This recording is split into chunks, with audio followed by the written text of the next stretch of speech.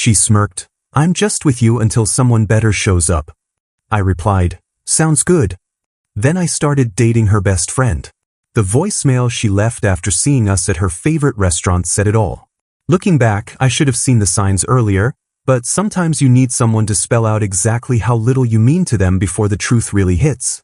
It was a Tuesday evening in downtown Seattle, and we were at this rooftop bar overlooking the Sound that Amber had insisted on trying because her Instagram feed needed more elevated content. I was nursing a beer and watching the fairies drift across the dark water when she dropped the bomb with the same casual tone she used to order her overpriced cocktails. You know, Jason, I've been thinking about us, she said, not bothering to look up from her phone where she was swiping through what I now realize was a dating app. I mean, you're fine for now, but you're not really marriage material. You're more like practice. I set down my beer and actually looked at her, waiting for the punchline that never came. Practice for what? I asked, genuinely curious about where this was heading. For when I find my actual soulmate, she said matter-of-factly, finally glancing up at me with those perfectly contoured eyes. Look, if I'm being totally honest, you're maybe a 5 out of 10 on the ambition scale. You work at an aquarium, Jason. That's not exactly CO material. The casual cruelty of it hit me like cold water, but what struck me more was how rehearsed it sounded, like she'd been practicing this speech. So what am I, then? I asked, surprised by how calm my voice sounded. You're useful, she said with that same infuriating smirk. You split bills, you don't embarrass me at work events, and you're reliable. Think of yourself as my interim solution until I find someone with real potential. She gestured around the expensive bar we were in. Someone who can actually afford places like this without checking their bank account first. I took a long sip of my beer and looked out at the water, processing what she just said. 14 months of what I thought was building something real, and I was apparently just a placeholder keeping her seat warm. Fair enough, I said finally, which clearly wasn't the reaction she expected. Her eyebrows shot up, and for the first time all evening, she put her phone down completely. That's it? You're not going to fight for us or anything. Fight for what? I asked, genuinely confused. You just told me I'm practice. Why would I argue with someone who's actively looking to replace me? She stared at me for a long moment, and I could see the gears turning. This wasn't going according to whatever script she had in her head. Most guys would at least try to convince me they're worth keeping around, she said, a note of irritation creeping into her voice. Most guys probably don't get told they're interim solutions over cocktails. I finished my beer and signaled the waiter. Besides, if you're that unhappy with a 5 out of 10, you should definitely upgrade. Life's too short. The confusion on her face was almost comical. She'd expected tears, begging, maybe some grand gesture to prove my worth. Instead, she got practical acceptance, and it was clearly throwing her off balance. So that's really it? You're just okay with this? I'm okay with honesty, I said, pulling out my wallet to cover my portion of the bill. Thanks for finally being direct about where I stand. As I stood to leave, she grabbed my arm with a grip that was just a little too tight. Where are you going? I thought we could talk about this more, maybe work on improving your situation. My situation is that I'm practice for your real relationship. What's to improve? I gently extracted my arm from her grip. Enjoy your search, Amber. I hope you find what you're looking for. I walked out of that bar feeling oddly liberated, like a weight I hadn't realized I was carrying had just been lifted. She'd done me a favor, really. No more wondering why she seemed distracted during conversations about my work, no more pretending not to notice how she'd scroll through her phone when I talked about the coral restoration project I'd been developing. The project she dismissed as playing with fish, but that had actually caught the attention of some major marine conservation organizations. As I walked to my car, my phone buzzed with a text from her, "You're making a mistake. I was trying to help you become better." I deleted it without responding and drove home to my small apartment, where I spent the evening reviewing research papers and thinking about what I actually wanted from life. It wasn't until the next morning that I realized something that would change everything. I was finally free to be myself, and there was someone who'd always appreciated that version of me more than Amber ever had. 3 days later, I found myself at the coffee shop in the University District where I knew Lily spent her Thursday afternoons tutoring kids from the local community center. I told myself it was coincidence, but honestly, I needed to talk to someone who knew Amber well enough to help me understand what the hell had just happened to my life. Lily Chen was hunched over a small table with two middle schoolers, patiently explaining fractions with the kind of genuine enthusiasm that made me remember why I fell in love with teaching others about marine life in the first place. She'd always been the polar opposite of her roommate. Where Amber commanded attention, Lily earned respect through quiet competence. When she looked up and saw me approaching, her face immediately shifted to concern. "Jason? What are you doing here? Is everything okay?" The kids she was tutoring looked between us curiously, so I waited until she'd finished their session and sent them off with homework assignments and encouraging smiles. Once we were alone, I sat down across from her and just started talking. "Amber told me Tuesday night that I'm her practice boyfriend," I said without preamble. "Apparently I'm a 5 out of 10 on the ambition scale and she's keeping me around until she finds someone with CEO potential." Lily's coffee cup stopped halfway to her lips, her eyes widening in what looked like genuine horror. "She said that? Out loud? To your face? Word for word? Called me her interim solution?" I rubbed my forehead, still processing it myself. I mean, I knew we weren't perfect, but I thought we were at least real. "Oh my God, Jason." Lily set down her cup with shaking hands. "I am so sorry. That's absolutely horrible, but honestly, it explains so much about the things she's been saying." My stomach dropped. "What things?" Lily looked genuinely uncomfortable, like she was debating whether to open a door that couldn't be closed again.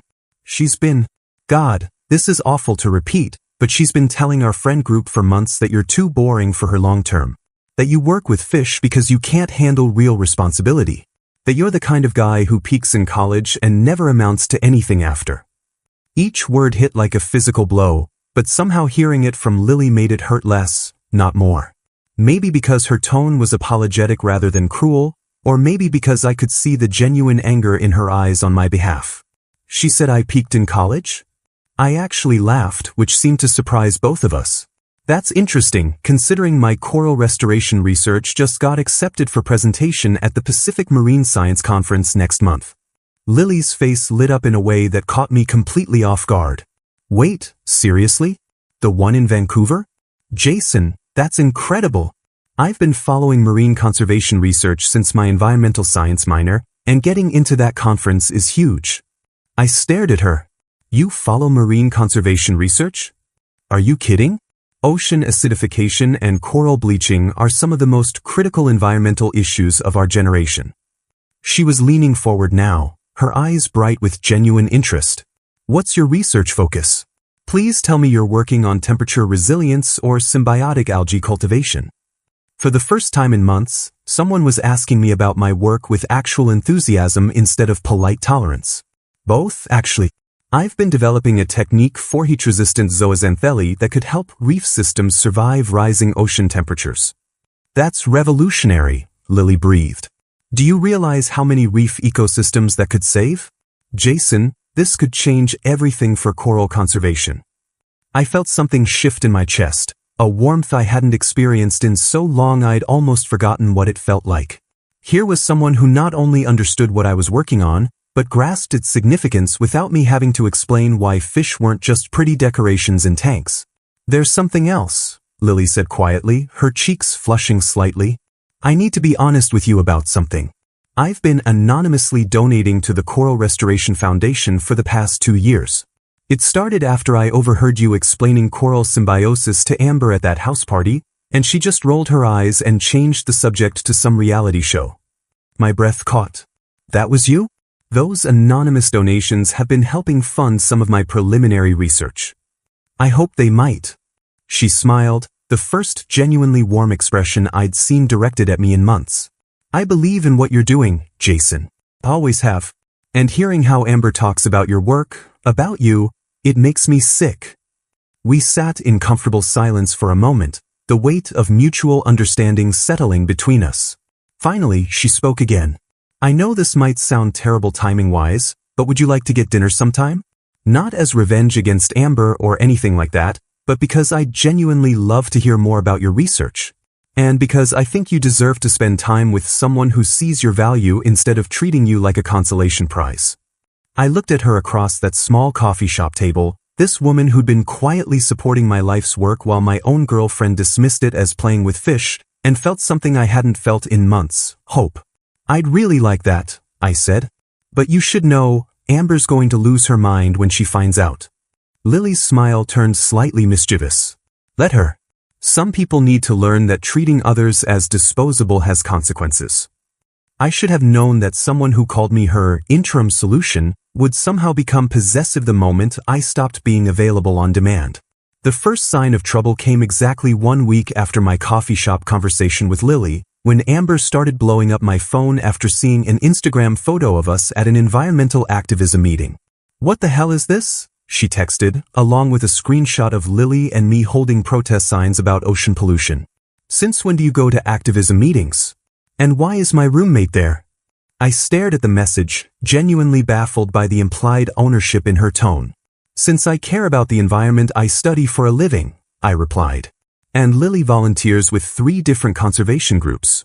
"That's not the point," came her immediate response. "You're trying to steal my support system. This is pathetic even for you." The irony was staggering. The woman who'd literally told me she was shopping for my replacement was now upset that I'd formed a friendship with someone who shared my interests. But Amber was just getting started. Over the next 2 weeks, she began a campaign that could only be described as aggressively contradictory. She started bringing random men from her CrossFit gym back to the apartment she shared with Lily, making sure to introduce them loudly as potential upgrades from my previous situation. I heard about this through Lily, who came home one night to find some muscle-bound guy named Brad examining their kitchen like he was planning to renovate it. She literally told him he might be living there soon, Lily reported with exhausted frustration. Then she spent an hour explaining why her last boyfriend was too boring and unambitious to deserve someone like her. But while Amber was auditioning replacements, she was simultaneously sending me increasingly unhinged messages demanding I stop manipulating her friend group. When I didn't respond to her texts, she escalated to calling me directly. "You think you're so smart, don't you?" she said during one particularly memorable 2 a.m. phone call that I answered only because I thought there might be an emergency. "Playing the victim, making everyone feel sorry for you. Amber, it's 2 in the morning. What do you want?" "I want you to stop poisoning people against me. Lily barely talks to me anymore, and I know it's because you're filling her head with lies about our relationship." I sat up in bed, genuinely confused. "What lies?"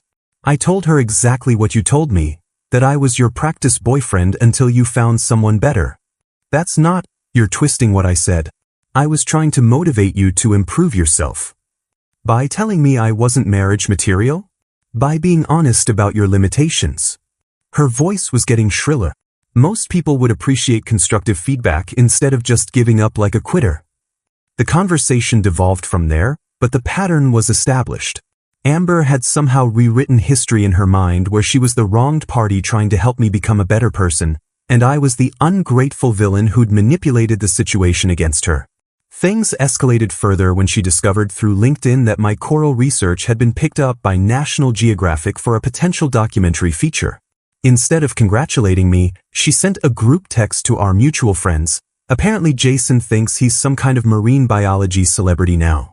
It's amazing what people will do for attention when they can't handle honest feedback about their dead-end fish job. The dead-end fish job comment made me laugh out loud, especially since 3 major marine research institutions had reached out about collaboration opportunities in the past month. But her behavior was starting to affect Lily, who came home one day looking exhausted and frustrated. "She cornered me in the kitchen this morning," Lily told me during our second coffee date. "Spent 20 minutes explaining how you're a manipulative loser who's trying to steal her friends because you can't handle rejection. Then she asked if I was stupid enough to fall for your fake sensitive guy act. I'm sorry you're dealing with this," I said, meaning it. "Maybe we should cool things down until she calms down." "Absolutely not," Lily said firmly. "I'm not going to let her control my friendships because she can't handle the consequences of treating people badly. Besides, someone needs to tell you the truth about what she's been saying behind your back for months." That's when I learned the full extent of Amber's character assassination campaign. According to Lily, Amber had been systematically undermining me to anyone who would listen, calling me emotionally stunted, claiming I had no real ambition, and suggesting that I was the kind of guy who would never amount to anything significant. She'd even told people that my marine biology work was just an excuse to avoid getting a real job, and that I lived in a fantasy world where playing with fish counted as a career. The final straw came when I discovered Amber had been stalking my professional social media, screenshotting my posts about research milestones and sending them to people with sarcastic commentary. When I posted about receiving approval for my conference presentation, she shared it to her story with the caption, "Some people really think studying fish makes them important." That night, I blocked her on everything and told Lily I was ready to stop hiding our friendship. "Good," she said, "because I made us dinner reservations for Friday night, and I don't care who sees us." Friday evening arrived with that perfect Seattle autumn weather, crisp air, clear skies, and the kind of golden light that makes the waterfront look like something from a postcard.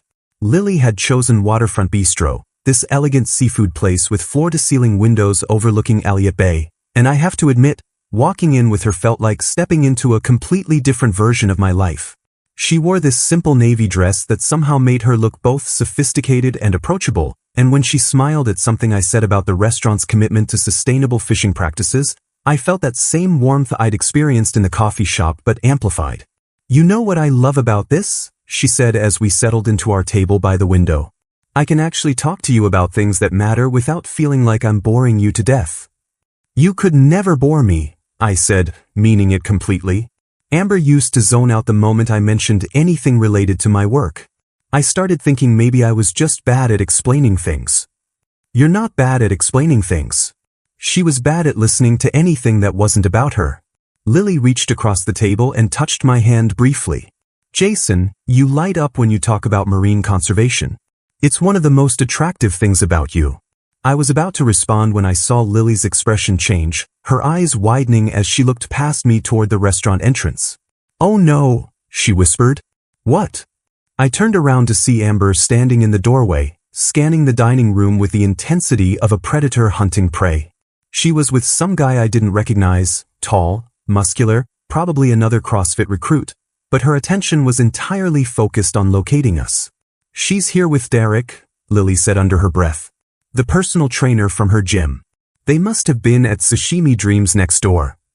Amber spotted us within seconds, and the expression that crossed her face was unlike anything I'd ever seen from her. Pure rage mixed with something that looked almost like panic. She said something sharp to Derek, then started walking directly toward our table with a kind of purposeful stride that made other diners instinctively move out of her way. "Jason," she said loudly as she approached, loud enough that conversations at nearby tables started to quiet down. "What an interesting coincidence." "Hi, Amber," I replied calmly, not standing up. "Enjoying your dinner?" "Actually no. I'm having a terrible evening because my roommate apparently thinks it's appropriate to go after her friends' boyfriends." The word boyfriends hung in the air like a grenade. Several nearby diners were now openly staring, and I could see Derek hovering awkwardly by the hostess station, clearly wishing he was anywhere else. "Ex-boyfriend," Lily corrected quietly but firmly. "You made that very clear." "We never officially broke up," Amber snapped, which was such an obvious lie that I actually laughed. "You told me I was your interim solution until you found someone better. That sounds pretty official to me. I was trying to motivate you to improve yourself, and instead you decided to steal my best friend like some kind of pathetic revenge fantasy." Amber's voice was getting louder, and I could see the restaurant manager starting to move in our direction. "This is my property until I decide otherwise, Lily. Back off." The possessiveness in her voice was genuinely disturbing, but what struck me more was how it revealed exactly what she thought of both of us. I was property to be disposed of at her convenience, and Lily was expected to follow orders like an obedient subordinate. "I'm not anyone's property, Amber," I said, standing up now because the situation was clearly escalating beyond reasonable conversation. "And neither is Lily. You don't get to treat people like objects and then get upset when they make their own choices. You will never amount to anything more than a fish nerd," she hissed, loud enough that half the restaurant could hear her. "You're boring, you're unambitious, and you're delusional if you think anyone could actually love you for who you are instead of what you provide." The cruelty was breathtaking, but what surprised me was that it didn't hurt the way it would have a month ago. Instead, I felt oddly sorry for her. If that's really what you think of me, then I'm glad you're looking for someone else, I said. You deserve to be with someone you actually respect. That's when Derek appeared at her elbow, looking mortified. Amber, maybe we should go back to our table, he said quietly. People are staring. I don't care if people are staring, she screamed, and that's when the manager arrived with 2 servers who were clearly prepared to escort someone out if necessary. Ma'am, I'm going to have to ask you to lower your voice or leave the premises, the manager said in that politely firm tone that restaurant staff perfect for situations exactly like this. This is harassment, Amber declared, pointing at me and Lily. They're flaunting their relationship to hurt me emotionally. We're having dinner, Lily said calmly, which is what restaurants are for. The manager looked between all of us, quickly assessing the situation with the practiced eye of someone who dealt with plenty of dinner drama. Ma'am, if you're not dining here tonight, I'll have to ask you to leave so our guests can enjoy their meals in peace. Derek took Amber's arm. Come on, let's go. This is embarrassing. Embarrassing? Amber shook him off. What's embarrassing is watching my ex-boyfriend downgrade to my charity case roommate while I'm right here looking like this. She gestured to herself with the kind of dramatic flair that made several diners pull out their phones. Security arrived at that moment, 2 polite but serious-looking men who flanked Amber while the manager explained that she needed to leave immediately. This isn't over, she said as they escorted her toward the exit, Derek trailing behind her with his head down. You'll be crawling back to me within a month, and I won't take you back. I sat back down as the restaurant slowly returned to normal noise levels, other diners gradually resuming their conversations with the kind of excited energy that comes from witnessing quality drama. Well, Lily said, taking a sip of her wine with remarkably steady hands. That went about as well as expected. I'm sorry, I said. This is exactly what I was worried about. Don't apologize. She showed everyone in here exactly who she really is. Lily smiled. Besides, now we don't have to wonder what she'll do when she finds out we're together. We already know. My phone buzzed with a text notification, then another, then what sounded like a continuous stream of incoming messages. I glanced at the screen and saw Amber's name with a message preview that started with, "You have no idea what you just." Don't read those tonight, Lily advised. Let's finish our dinner and talk about literally anything else. Tell me more about your coral restoration project. I put my phone face down on the table and looked at this remarkable woman who just handled public humiliation with more grace than I'd seen Amber display in private conversations. Actually, I'd rather hear about your tutoring program. Those kids at the coffee shop obviously adore you. As we fell back into comfortable conversation about her work with underprivileged students and my research plans, I realized something profound. This was what a real partnership looked like. Someone who supported your dreams instead of diminishing them, who faced challenges with you instead of creating them, who saw your value without needing to be convinced of it. Later that night, I finally checked my phone to find 7 missed calls and a voicemail that was over 7 minutes long. The transcript was too long to read in one sitting, but it started with, "You have absolutely destroyed my life," and ended with something about changing my Netflix password as revenge. I deleted it without listening and went to sleep with Lily's laugh from dinner echoing in my mind, feeling genuinely happy for the first time in months. If I thought Amber's restaurant meltdown was the peak of her revenge campaign, I was seriously underestimating her capacity for creative destruction. The escalation began Monday morning when my supervisor Dr. Martinez called me into his office with a concerned expression that immediately put me on edge. "Jason, we received a rather disturbing call this morning," he said, gesturing for me to sit down. "A woman claiming to be a concerned visitor said you made inappropriate comments during a dolphin show presentation last week." I stared at him, genuinely confused. "Dr. Martinez, I haven't done any public presentations in over 3 months. I've been focused entirely on my coral research in the lab." He pulled out a notepad with careful handwriting. "The caller said you made jokes about marine mammals being easy and suggested that visitors could get personal with the exhibits. She claimed multiple families were offended and left early. The absurdity of it hit me like a wave. That's completely insane. Check the visitor logs, check the presentation schedules. I haven't been near the public areas except to grab lunch from the cafeteria." Dr. Martinez was already pulling up something on his computer. "I figured as much, which is why I'm telling you about this instead of writing you up. According to our records, you've been in Lab 3 every day last week working on your temperature resistance trials. Plus, we haven't had any actual complaints from visitors. Any idea who called? I asked, though I already knew the answer. She wouldn't give her name, but she knew enough about our facility layout to sound credible at first. Said she was calling out of concern for our reputation. He closed his laptop and looked at me directly. Jason, is there someone in your personal life who might have reason to cause you professional trouble? I sighed. My ex-girlfriend has been having a difficult time accepting that we broke up. She's been escalating her behavior over the past few weeks. Well, if she calls again, we'll be ready. And Jason? Your work here is exemplary. Don't let someone else's personal issues make you doubt that. The relief was enormous, but it was short-lived. That afternoon, Lily texted me in a panic. Amber called my tutoring program director claiming I've been stealing donation money. Can you believe this? I called her immediately. What exactly did she say? She told Mrs. Rodriguez that she'd heard rumors about missing funds and thought someone should investigate before the program got in trouble.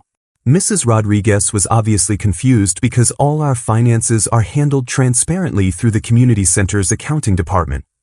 Please tell me they didn't take it seriously. Mrs. Rodriguez actually laughed when I explained the situation. Apparently, Amber claimed to be a concerned parent, but couldn't name a single child in our program or answer basic questions about our services. Plus, every donation is tracked and publicly reported. I felt a surge of admiration for Mrs. Rodriguez's common sense, but also growing concern about how far Amber was willing to take this campaign.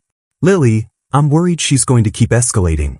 Maybe we should. Don't you dare suggest we stop seeing each other because of her tantrums, Lily interrupted firmly. I'm not going to let her control my life through intimidation. But Amber was just getting warmed up. The next phase of her campaign involved recruiting her mother, Patricia, who apparently shared her daughter's flair for dramatic overreach. Patricia began showing up at the aquarium during peak visitor hours, positioning herself in the lobby with a large purse and the kind of aggrieved expression that suggested she was prepared to share her opinions with anyone who would listen. Excuse me, I overheard her telling a family with young children during my lunch break. I feel obligated to warn you about one of their marine biologists. He's a homewrecker who seduces innocent women with fake facts about sea life. The father looked genuinely confused. Which marine biologist? Jason Crawford. Tall, brown hair, works with the coral exhibits. He broke up my daughter's happy relationship by filling her roommate's head with lies about ocean conservation. I watched from a distance as the family exchanged glances that clearly said they thought Patricia was having some kind of mental health episode. Ma'am, the mother said politely, we're just here to see the fish with our kids. That's exactly what he wants you to think. Patricia continued, pulling out her phone. Let me show you some photos of the damage he's caused to my poor daughter's emotional well-being. The family quickly excused themselves and hurried toward the jellyfish exhibit, but Patricia wasn't deterred. She simply moved on to the next group of visitors, a pair of college students who were taking selfies near the touch tank. Be very careful around the marine biology staff, she warned them. Especially the coral researcher. He uses his scientific credentials to manipulate vulnerable women. One of the college students looked up from her phone with interest. Wait, are you talking about Jason Crawford? He's like a legend in our marine biology program. His research on heat-resistant zooxanthellae is revolutionary. Patricia's expression faltered. Well, yes, but, oh my God, is he here today? The other student asked excitedly. Professor Williams showed us his preliminary data last week. If this technique works, it could save reef systems worldwide. He's manipulative, Patricia insisted weakly. The manipulation is called peer-reviewed scientific research, the first student said with barely concealed eye-rolling. Ma'am, are you feeling okay? Security eventually escorted Patricia out, but not before she'd managed to approach at least a dozen visitor groups with her warnings about my dangerous influence over women through marine biology education. The aquarium director was less amused than Dr. Martinez had been. This is getting ridiculous, Jason, she said during our meeting that afternoon. We can't have visitors being harassed by someone with a personal grudge against our staff. I understand completely. What can I do to help resolve this? For starters, we're banning her from the premises. We've got her on security footage, so if she comes back, we'll have her arrested for trespassing. She paused. But honestly, this kind of harassment could escalate. Have you considered getting a restraining order? The suggestion sobered me. Was this really my life now? Getting legal protection from someone I dated for over a year? But Amber wasn't finished with her character assassination campaign. Her final masterstroke was creating fake Yelp reviews for the aquarium, each one claiming that I provided inaccurate information during educational programs and made visitors uncomfortable with inappropriate comments. Terrible experience, read one review. The marine biologist Jason gave completely wrong information about shark behavior and then hit on my teenage daughter. Management did nothing when I complained. Another claimed, avoid the coral exhibit. The researcher there spreads false information about climate change and gets aggressive when visitors ask legitimate questions. Very unprofessional. The reviews were so obviously fake and contradictory that they backfired spectacularly. The aquarium's PR team not only had them removed but issued a public statement defending their staff's scientific credentials and educational standards. Better yet, the controversy actually drew attention to my research, with several legitimate marine biology websites picking up the story as an example of how online harassment campaigns can target scientists doing important environmental work. Congratulations, Dr. Martinez told me with obvious amusement. Your ex-girlfriend just accidentally gave you more professional publicity than our entire marketing budget could have managed. I had to laugh. Amber's campaign to destroy my reputation had instead highlighted my work to a much broader audience than I'd ever reached before. Sometimes the best revenge really is living well, especially when your enemies insist on destroying themselves in the process. After her solo campaign failed so spectacularly, Amber decided she needed reinforcements. Her brilliant strategy involved contacting all her ex-boyfriends to form what she dramatically called a Justice League against me, apparently convinced that her charm offensive would unite them in righteous anger about how I'd wronged her. The group chat screenshots that Derek forwarded to me were absolutely priceless. Hey guys, her initial message read, I know we all have history, but I need your help with a serious situation. My ex Jason has been spreading lies about me and manipulating my friends. As men who cared about me, I hope you can help me set the record straight. The first response came from Marcus, who she dated 2 years ago. Wait, didn't you dump all of us for not being ambitious enough? And now you want our help? Then came Tyler's contribution. Amber, you literally told me I was practice for your real relationship and that I should be grateful for the experience. Why would I help you with anything? But the real gold mine was when Brad, the CrossFit trainer from a few months back, chimed in. Hold up, she told each of us we were the love of her life? Because I have screenshots where she called me her soulmate while apparently dating 3 other guys. The group chat descended into chaos as her ex-boyfriends compared notes and realized they'd all been subjected to identical manipulation tactics. Marcus shared screenshots of Amber calling him the most amazing man I've ever met, while simultaneously posting about being single and focusing on myself. Tyler revealed that she'd asked him to co-sign a car loan, then dumped him the week after he declined. Brad disclosed that she'd expected him to pay for her gym membership, personal training sessions, and protein supplements because supporting your girlfriend's fitness goals is what real men do. The coup de grace came when someone named Kevin joined the chat. Are you guys talking about Amber Chin? He wrote. Blonde, works in real estate marketing, has a roommate named Lily? Because she tried to get me fired from my teaching job last year when I wouldn't lend her money for a vacation. The group chat dissolved within hours, but not before Derek reached out to me personally to apologize. Dude, I am so sorry about that restaurant thing, he texted. I had no idea what I was getting into with her. She made me pay for a $300 dinner, then spent the entire time criticizing my conversation skills and telling me my personal training career lacked real potential. No worries, I replied. Live and learn, right? Seriously though, you dodged a bullet. She showed me these texts she was sending you, calling you pathetic and boring, then 5 minutes later she was asking if I thought she could get you back. The irony was staggering, but the best part was yet to come. 2 other exes actually reached out to warn me about Amber's patterns. Marcus called me directly. Listen man, I don't know you, but Amber has this thing where she tries to destroy guys who don't crawl back to her begging.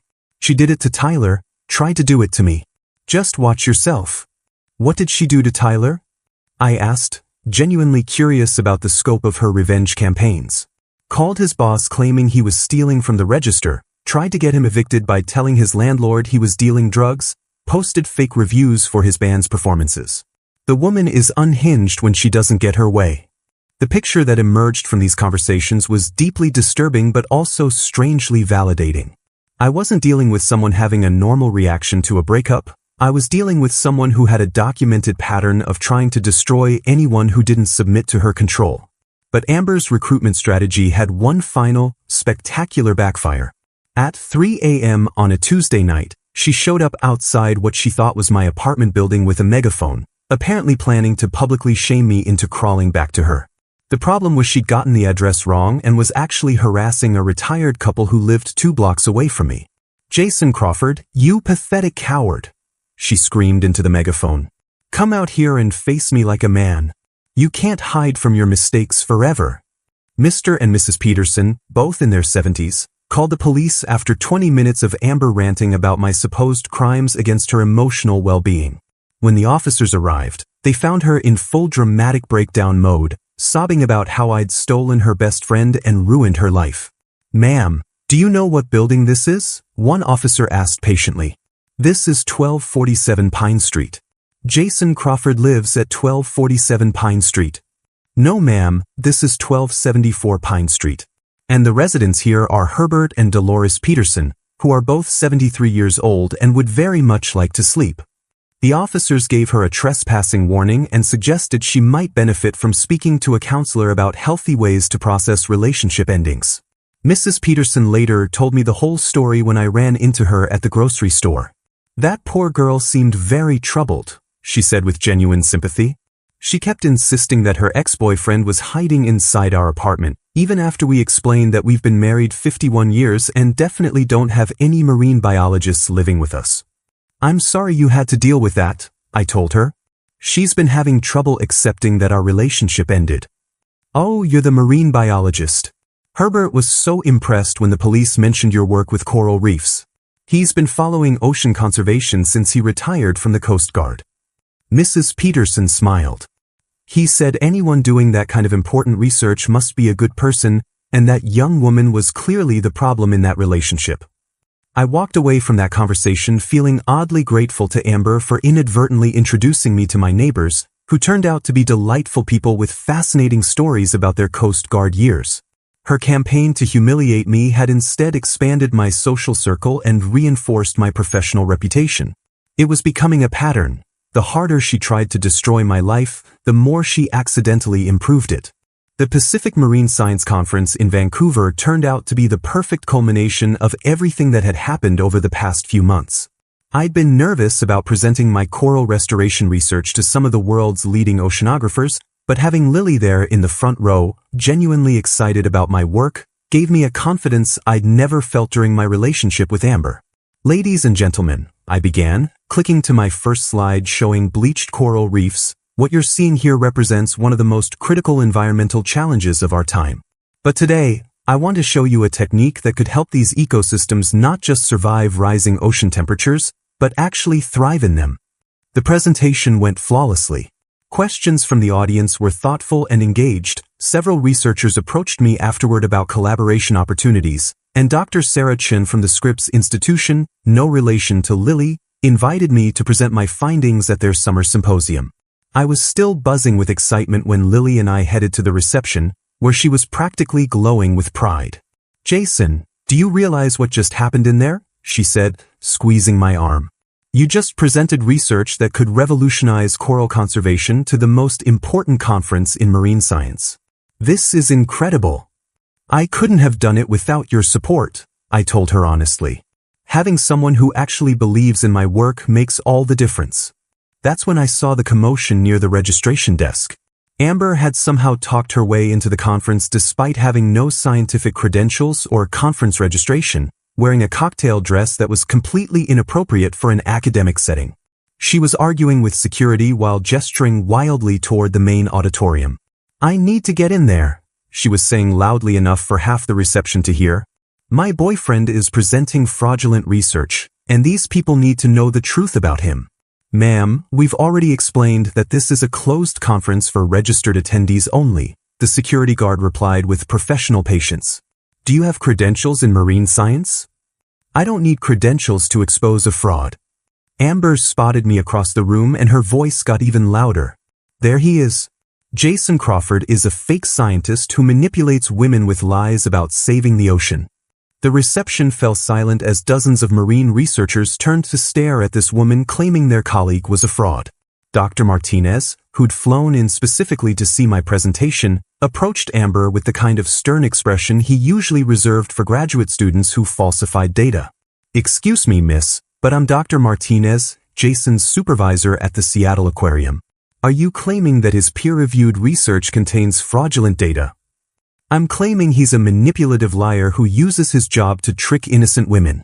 Amber declared, apparently not recognizing that she was essentially calling the entire conference attendees gullible for taking my research seriously. His so-called groundbreaking technique is just him playing with fish in a lab. The crowd's reaction was immediate and brutal. Dr. Chun from Scripps stepped forward. Ma'am, I've reviewed Mr. Crawford's methodology extensively. His zooxanthellae cultivation technique represents a genuine breakthrough in coral restoration science. Another researcher added, his temperature resistance trials have been replicated by 3 independent laboratories. The results are scientifically sound and extremely promising. But Amber was past the point of rational thinking. She pushed past security toward the microphone that was set up for conference announcements. These people don't know the real Jason Crawford, she shouted, grabbing for the mic. He's a boring, unambitious fish nerd who will never amount to anything significant.